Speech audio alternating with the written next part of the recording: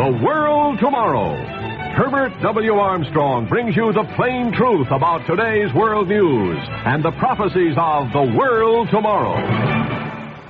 The government of God is coming, and what is government? Government is based on law. Government is based on a basic constitution or a law. And a law or a constitution merely is a way that regulates our lives. It's a way of life, a lifestyle.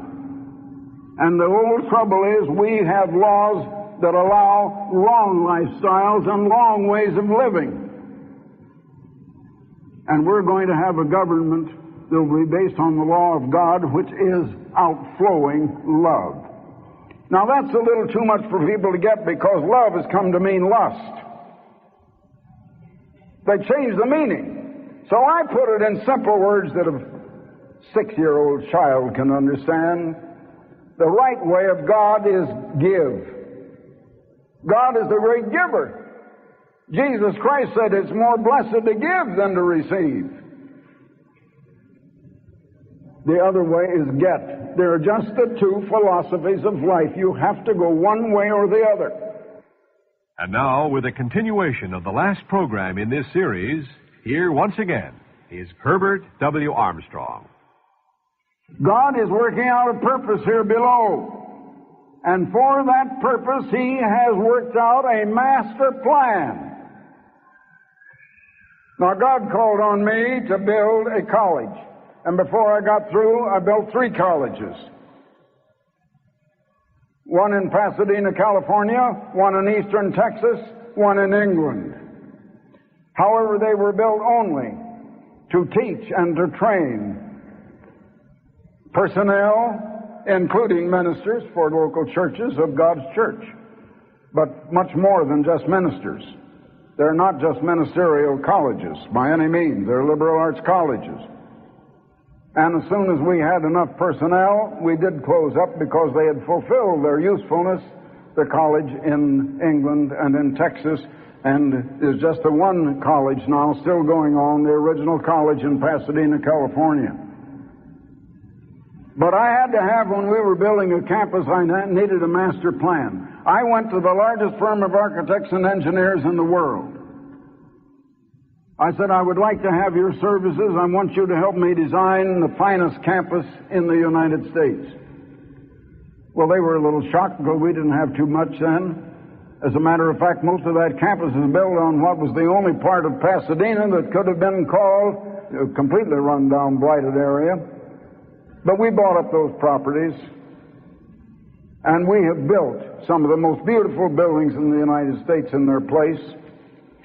And incidentally, just recently, for the 3rd time, we received the award for having the most beautiful, the best designed, the best landscaped, and the best maintained campus in the United States. If you want to see a better campus, if you don't believe what I say, just come out to Pasadena, California. The sightseeing buses go by there every day anyway. That's one of the stops. So you come out by yourself and look over the campus and see the beauty and the waterfalls and the fountains and the statuary and the beautiful modern buildings and the finest auditorium on the face of the earth in Ambassador Hall that is now the leading place for the performing arts in Southern California. Well, they designed a master plan, and they built the college according to that master plan. God Almighty didn't start to build what He's doing for this purpose until He had worked out a master plan for it. Now, behind all was the supreme mind of the eternal God. We didn't come from a lifeless nothing, resident forces without any intelligence. Brain didn't come from nothing. Intelligence didn't come from the non-intelligence. Life didn't come from the non-existent or non-life. Creation and life demands the pre-existence of a creator of supreme mind who could think it out and plan and design. When I look out the window in my home, and I see the birds. We feed the birds, and they come in there every day, just swarms of them. And I see the beautiful trees.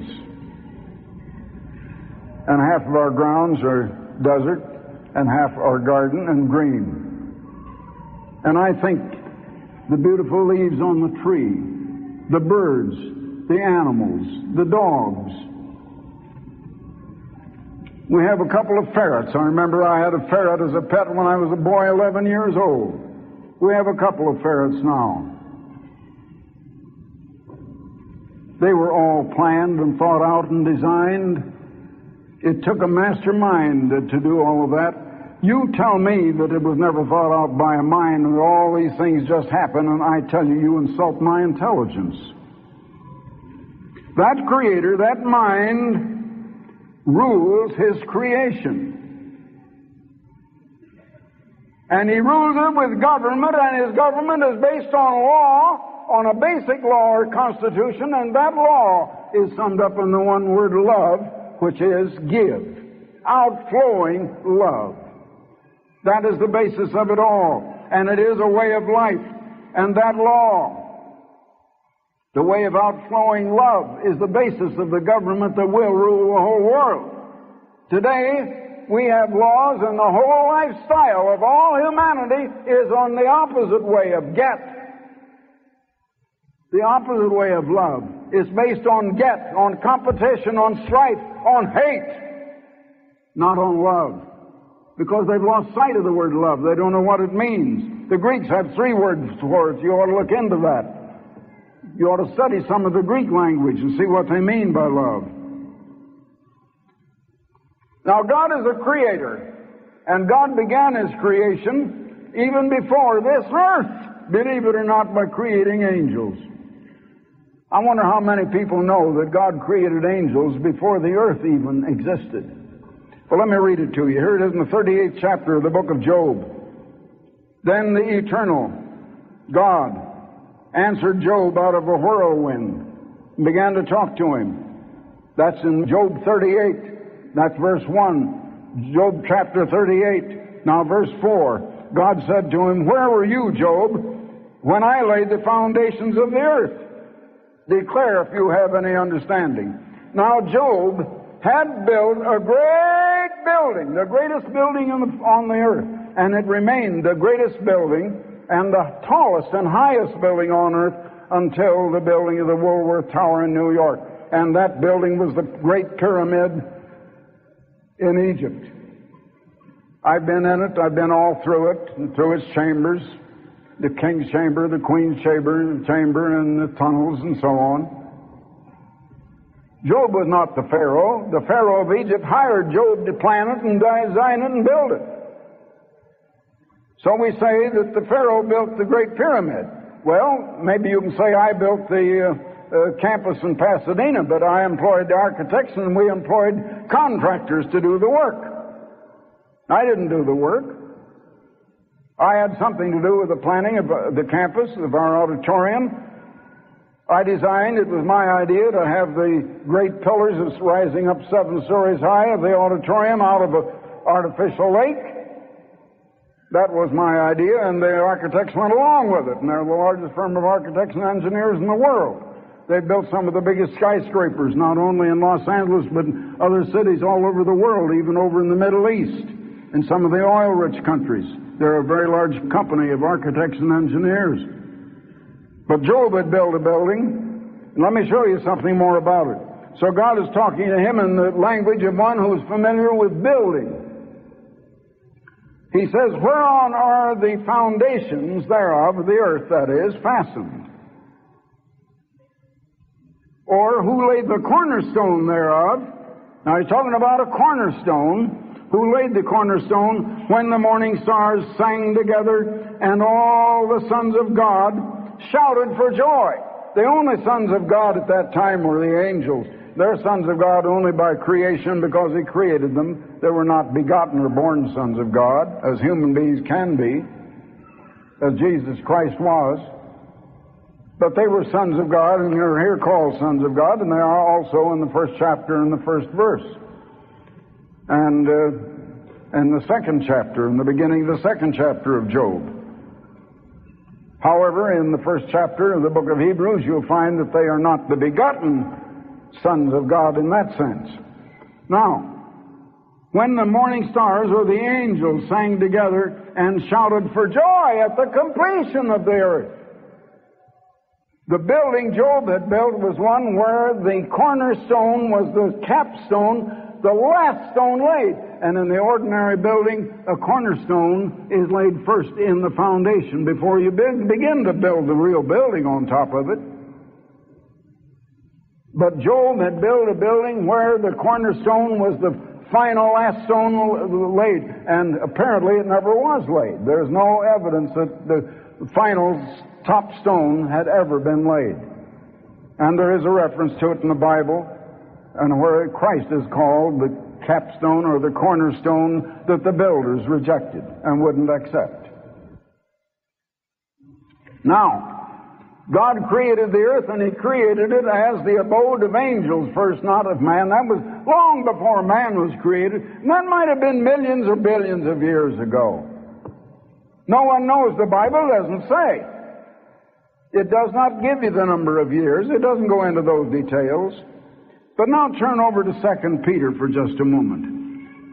There were angels, and we read here in 2 Peter, the second chapter and the 4th verse, that God spared not the angels that sinned, but cast them down to hell.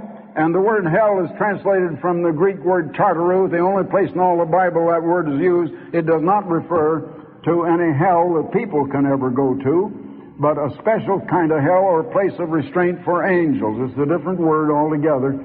And delivered them into chains of darkness to be reserved unto judgment.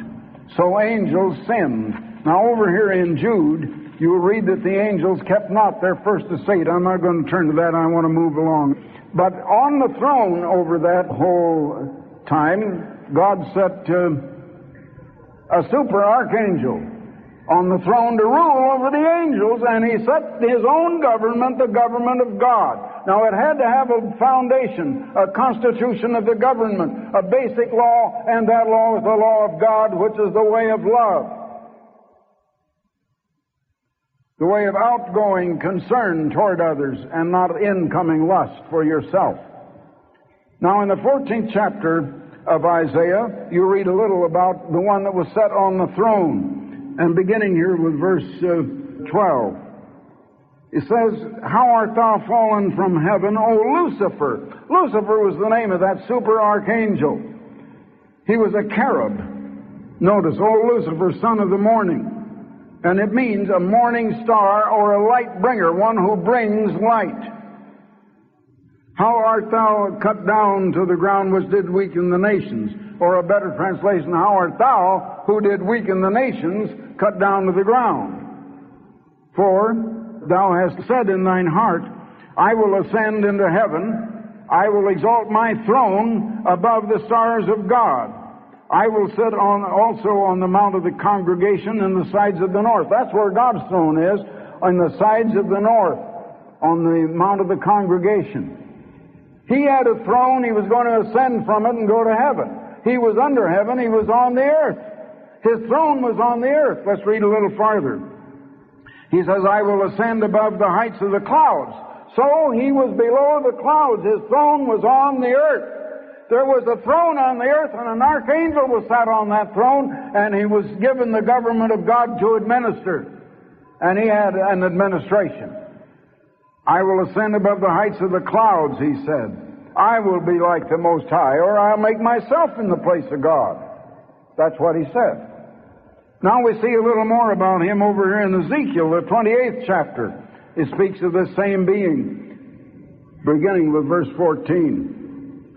"Thou art the anointed cherub that covereth." This archangel was a cherub. There are three kinds of angels: ordinary angels, seraphs or seraphim, which is the plural, and cherubs or cherubim, which is the plural for cherubs. Now, a cherub is not a little child. that you would see on a Valentine or something like that. A cherub is a super archangel next in power to any created being that ever existed next to God. Thou art the anointed cherub that covereth. His wings had covered the very throne of God. You read that back in the 24th chapter of Exodus. Thou hast walked up and down in the midst of the stones of fire. Now let's see. Thou art the anointed cherub that covereth. I have set thee so. And he says, thou wast perfect in thy ways from the day that thou wast created till iniquity was found in thee. God created a perfect archangel. God showed him the right way to live. He had been at the very throne of God. He had been trained there, just like we train ministers at Ambassador College, and then we send them out in the field to pastor a church. He had been trained at headquarters and then sent out to this earth to administer the government of God. But when he got here, he decided to turn against it. So you read here in verse 17, thine heart was lifted up. Let's see, thou wert perfect in thy ways until iniquity was found in thee. Now in verse 17, it says, thine heart was lifted up because of thy beauty. Thou hast corrupted thy wisdom by reason of thy brightness, and I will cast thee to the ground. Well, he tried to ascend to heaven, but he was cast back down to the earth. As a result of all of that sin, they brought chaos to the physical earth. They were put here to improve the earth, to finish the creation of the earth. The finishing touches God left for them to put on. But instead of that, they had brought confusion and wasteness and emptiness and decay to this earth. This Lucifer then became Satan, and God changed his name to Satan, which means enemy or adversary or competitor. That's what it means.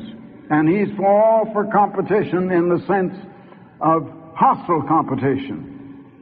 There might be a kind of competition that's all right, but not hostile competition. He became Satan. Satan is a spirit being. He's not human like we are. He doesn't have to breathe air. He doesn't have a heart pumping blood. He has self-containing life. He is an immortal spirit being. And he will live forever and ever. He has immortal life. Now that Satan is still on that throne, believe it or not, to this day. But people can't see him. They don't realize who is on the throne of the earth today. And it is not God Almighty. God is allowing Satan to be there. All right, now let's go right on with the theme here. He's still on that throne, but the government of God has been unoperative ever since he changed, and ever since he quit administering it. And so the earth came into a state of decay. Now you go back to the first chapter of Genesis, in the first verse and the second verse. In the beginning God created the heavens and the earth was or became without form and void, and darkness was upon the face of the deep, or that is, over the fluid surface of the oceans. The earth became in a state of confusion. Without form and void, as it says in the Bible, is translated out of the Hebrew words that Moses wrote. Originally, that was written by Moses in the Hebrew language. Just all we have is a translation in the English language, and the Hebrew words are tohu and bohu, and they mean chaotic, confusion, waste, and empty, or decayed. That's what they mean, and that's what happened to the earth. And decay came to the earth as a result of that. Now God had a purpose, and God's purpose included something that had to do with mankind. I'm coming to that in just a minute. But first, I want you to notice the 104th Psalm. 104th Psalm and verse 30. Here's something very few people realize ever happened. Thou sendest forth thy Spirit. God sends His Spirit, which is the power that does the creating. Christ is the Word who speaks, and it is done. There's a psalm that says, He spake, and it was done. Thou sendest forth thy Spirit, they are created. And thou renewest the face of the earth. God had renewed the face of the earth. The face of the earth had become devastated. It was in that condition. Now let's go right back to the first chapter of Genesis. And notice again the last part of that second verse. And the Spirit of God moved upon the face of the waters. It was all waste and empty, and it was full of darkness. The light had gone out. Satan had brought darkness. And also he brought spiritual darkness, which means a lack of truth. And there was darkness, but God is the author of light, not darkness. Then God said, let there be light, and there was light. And then in 6 days God remade the surface of the earth. He renewed the face of the earth in order to put man on it. Now he created the fish in the sea, then he created the birds in the air, and then he created the land animals, coming down to the 6th day. And then coming to verse 26, after he had created the cattle after the cattle kind, other animals after their kind, like horses after their horse kind, dogs after the dog kind, then God said, let us make man after our image, after our likeness. In other words, let us make man after the God kind. He made man after the God kind. Man was made in the image of God. Man was made to have a contact with God. Man was made to have intelligence that animals don't have, and very few people know why that is, because God put a spirit in man that does not exist in animals. And that spirit imparts the power of intellect to the physical brain. I don't have time to go into that. But in the 2nd chapter of Genesis and verse 7, and the eternal God formed man of the dust of the ground. He didn't make us like he had angels out of spirit. He formed us out of matter, out of the dust of the ground, and breathed into his nostrils the breath of life, and man became a living soul. Not an immortal soul. There's nothing in the Bible that says that. A living soul. Man was made from the dust of the ground. But he has a spirit in him, and that spirit needs another spirit to go with it. Now then, the man that he created, and he created a wife for him, so he created both a man and a woman, but the man is mentioned because man was made to be the head of the family household, as Christ is the head of the church. People don't believe that today either. Adam was the progenitor of all of the human race. He was the progenitor of humanity, of the world. He was the start of the world. Now in the Garden of Eden were the 2 trees. You read on just a couple of verses after where I was. And the eternal God planted a garden eastward in Eden, and there he put the man whom he had formed, and out of the ground made the eternal God to grow every tree that was pleasant to the sight, and that was good for food. The tree of life also in the midst of the garden, and the tree of the knowledge of good and evil. The tree of the knowledge of good and evil. That is the tree of creating knowledge in your own mind. Deciding for yourself what is good and what is evil. Now here was this Lucifer, now called Satan, and he was right there, he's still on the throne. However, he's invisible, and he wanted to get to Adam, and he was smart enough and shrewd enough to know he could get to the man through his wife. Now, Adam made a choice. Adam had to make the choice for all humanity. Here was this Lucifer, was sitting on that throne, administering the government of God. He had made that government unoperative. He had turned to the opposite way. Now here was a man who could have said, I will reject the way Satan has gone. I will accept the government of God. I will administer to my children who will be the world. Instead, Satan was so clever that he got to Eve. And she took her husband by the nose and led him right along. And she took of the tree of good and evil. In other words, she took to herself the manufacturing of the knowledge, the producing of the knowledge of what is right and what is wrong. She took of the tree of good and evil. She took that knowledge to herself and gave it to her husband, and he went right along, the poor sap, and he did just what his wife led him into. How many husbands are going right along with their wives today and letting their wives lead them? Well, I don't know that every wife's going to lead her husband off the wrong way, but certainly old Mother Eve did.